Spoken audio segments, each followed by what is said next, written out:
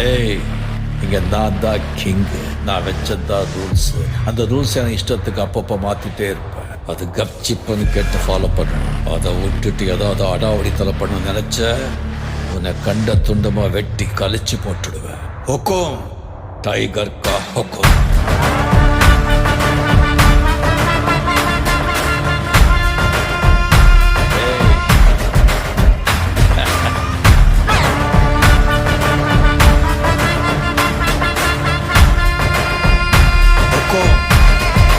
Tiger கா ஹுக்கும்.